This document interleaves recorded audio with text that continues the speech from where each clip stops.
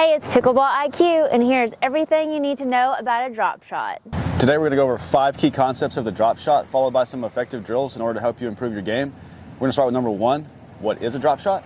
A drop shot is a soft shot from deeper in the court that ideally lands in the kitchen so that your opponents don't hit down on the ball.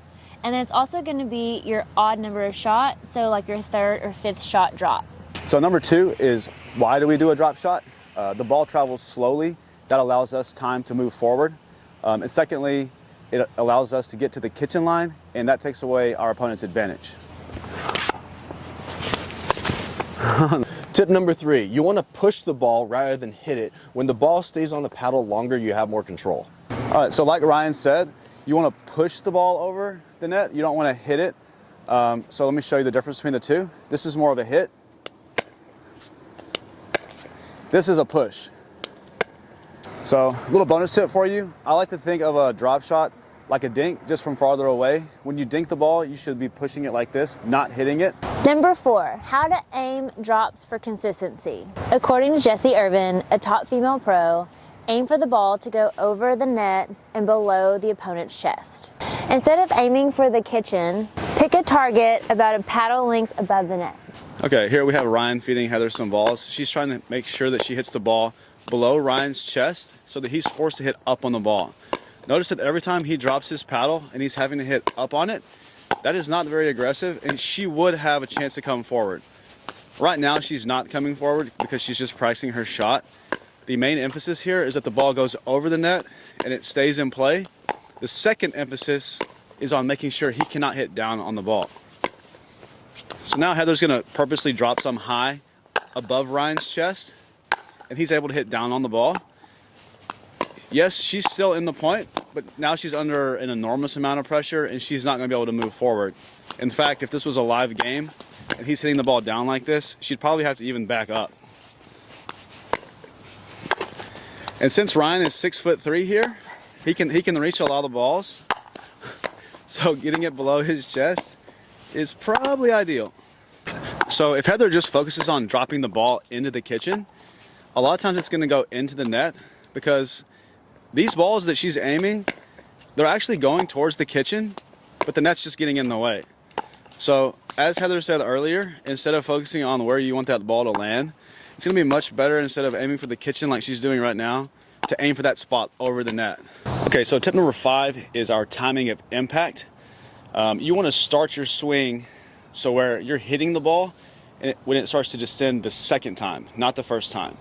Kind of point number 2 to that is, the longer you wait, the more still the ball is going to be, and there's going to be less spin on it. It'll be easier for you to control the ball. Most people do this incorrectly. When you hit like a 3rd shot drop or a 5th shot drop, you're hitting this ball off the bounce. You don't want to hit the ball as it's rising up, because you have a much more likely chance of popping it up. The first few shots, I'm going to show you what a lot of people do wrong. They hit the ball on the way up, and it's probably going to pop up. I'll show you. So this is me hitting the ball as it's rising. The ball is going up, and I'm hitting the ball. The ball is going up, and I'm hitting the ball. So the ball's bouncing, and I'm hitting the ball as it's traveling up, which is, you can't see it maybe, but the ball is popping up way over high over the net. The correct way is to wait a little bit longer to where the ball is either still in the air or it's starting to descend that second time. So go ahead. So I wait now. Wait for the ball to get still and hit it now. Nice and low in the kitchen. Wait, and now. Go ahead. Now, notice that the ball is getting to the apex, or the highest point, starting to travel down, and I have way more control over the ball when I wait longer. All right, so a little bonus tip for you. Down the road, when you start adding the more advanced shots with the top spin drops, it's going to be really crucial for you to wait on this, because it's almost impossible to hit these off the bounce. But when you wait, you have much more of a chance to get that top spin when the ball is still, rather than trying to scoop it off of a short hop like that. This is wrong. This is more of the right timing. All right, so Heather's going to serve here. Ryan's returning. She's going to hit the ball. She hit that ball right when it bounced. Notice that it didn't land anywhere near the kitchen, because she's hitting it right off the bounce. She's going to serve another one. Good return. That was great timing. She waited for the ball to get still, and it went right in the kitchen. Remember how we told you guys earlier that it's better to aim for a place over the net rather than aiming for the kitchen? We're going to kind of show you another reason why. A little bonus tip for you. Ryan's going to hit some balls shallow in the kitchen here, and I'm going to show you how I can punish these. If you aim for right above the net, I have no question about what I should do there, and I can attack these pretty well.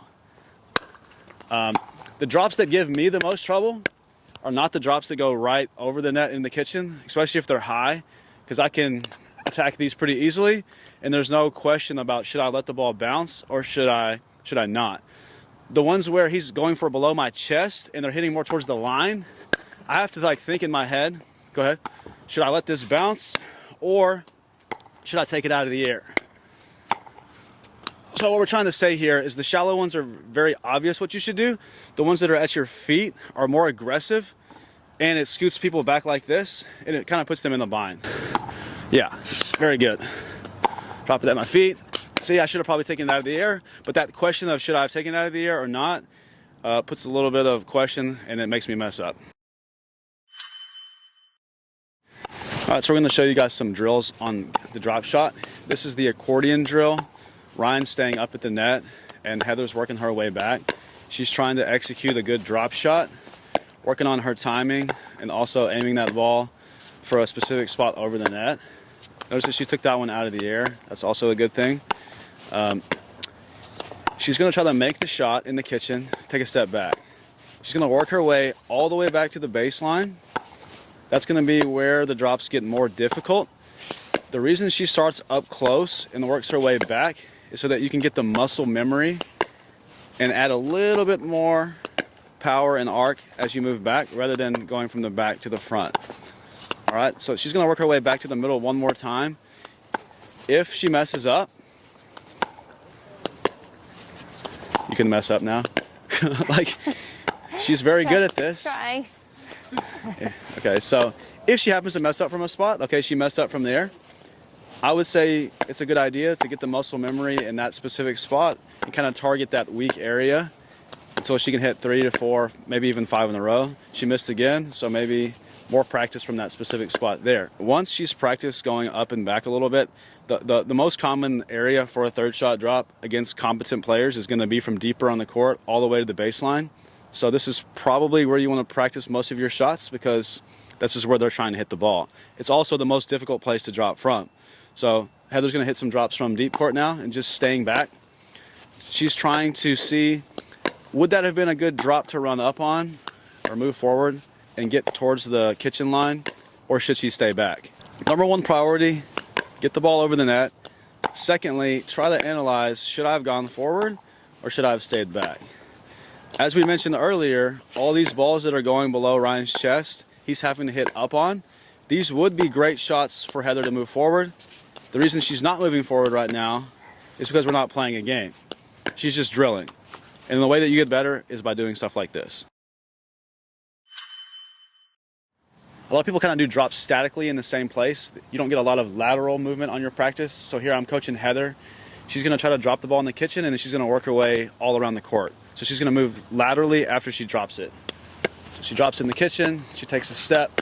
I'm feeding the ball to her. It could be her backhand, it could be her forehand. She has to decide, because guess what? In a real game, they're not going to tell you where they're going to hit the ball, right? So she needs to be able to hit both.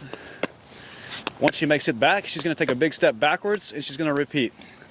Goes in the net. It's not a big deal. It's just practice.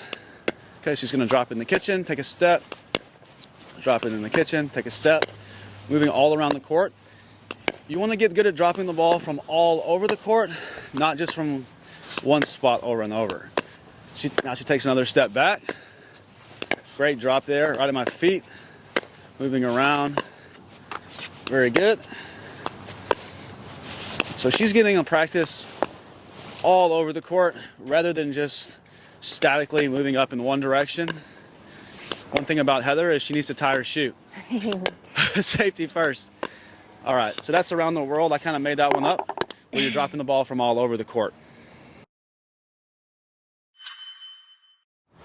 Okay, so once you get more comfortable with your drop shots and your timing's good and you're getting consistent and precise, you want to have a purposeful target. One of the places that I like to drop the ball to is the person that just returned the serve. They're on their way up, they're not really at the line yet, or even if they are at the line, they're normally not super established yet, and they just got there.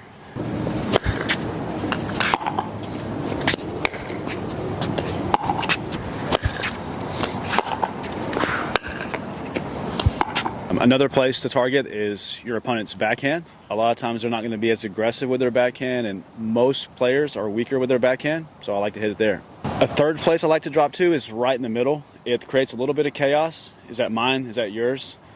Secondly, on that point, when you drop it in the middle, it creates less angles for them to put the ball away. Another reason why we don't drop to the corners is because it sets up Ernie's.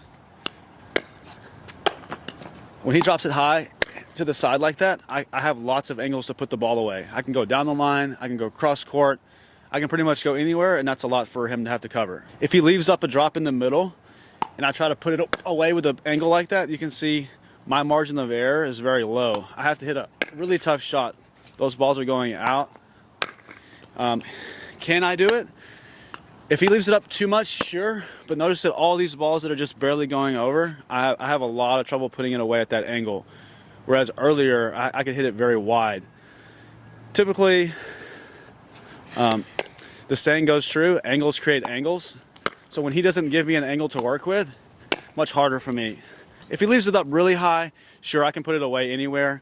That's just a situation that hopefully you're not in. The fourth place I like to target is the weaker opponent. If there's an opponent that's maybe a little bit shorter, not quite as tall, not as aggressive, less capable of hitting down on the ball, I'm probably going to pick on them a little bit and drop to them. So for more tips like this, so you can enhance your pickleball IQ, so you can Play harder. And smarter. hit that subscribe button down below, ring the notification bell so you get notified when we put up new videos. Hit the like button because it really helps us with the YouTube algorithm, and drop a comment if you like. All right, until next time, see ya. Bye.